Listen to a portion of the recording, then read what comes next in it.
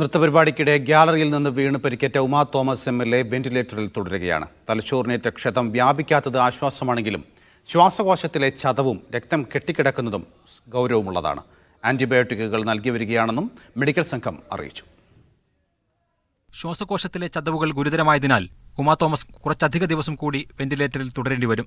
ആന്തരിക രക്തസ്രാവം വർദ്ധിക്കാത്തതും തലച്ചോറിലെ പരിക്കുകൾ കൂടുതൽ ഗുരുതരമാകാത്തതും ആശ്വാസകരമാണെന്ന് ഡോക്ടർമാർ പറയുന്നു. ശ്വാസകോശത്തിലെ അണുബാധ മാറ്റാൻ ആന്റിബയോട്ടിക്കുകൾ നൽകി വരികയാണെന്നും മെഡിക്കൽ ബോർഡ് യോഗത്തിന് ശേഷം ഡോക്ടർമാർ അറിയിച്ചു. ബ്രെയിനിൽ അതേമാരെ തന്നെ നിൽക്കുന്നു, മോശമായിട്ടില്ല. നമുക്കിപ്പോൾ ഒരു ചാലഞ്ച് ആയിട്ടുള്ളത് ലങ്സിലാണ്. ലങ്സിൽ ഇന്നലത്തെ ചതവ് വന്നിട്ട് ആ ചതവിനകത്ത് കൂടി ഉണ്ടായിരിക്കുന്ന രക്തസ്രാവം എന്ന് പറഞ്ഞാൽ രക്തം ആസ്പിറേറ്റ് ചെയ്തിട്ടുണ്ട്.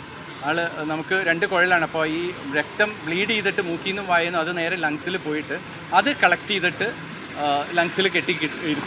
ആ ഒരു ഇതുള്ളത് കൊണ്ട് ഇത് നമുക്ക് വെന്റിലേഷനിൽ തന്നെയാണ്. കുറച്ച് അധികം ദിവസം വെന്റിലേഷൻ വേണ്ടിവരും എന്നുള്ളതാണ് നമുക്കിപ്പോൾ മനസ്സിലാക്കുന്നത്. കലൂർ ജവഹർലാൽ നെഹ്റു സ്റ്റേഡിയത്തിലെ ഗാലറിയിൽ നിന്ന് വീണ് ഗുരുതരമായി പരിക്കേറ്റ ഉമാ തോമസിനെ ഇന്നലെ വൈകുന്നേരമാണ് കൊച്ചിയിലെ സ്വകാര്യ ആശുപത്രിയിൽ പ്രവേശിപ്പിച്ചത്. തലയ്ക്കും ശ്വാസകോശത്തിനുമാണ് കൂടുതൽ പരിക്കുകളുള്ളത്. നട്ടെല്ലിന് പരിക്കുണ്ടെങ്കിലും സാരമുള്ളതല്ല. കോട്ടയത്ത് നിന്നെത്തിയ വിദഗ്ധ സംഘവും പരിശോധനകൾ നടത്തി. മീഡിയ 1 കൊച്ചി.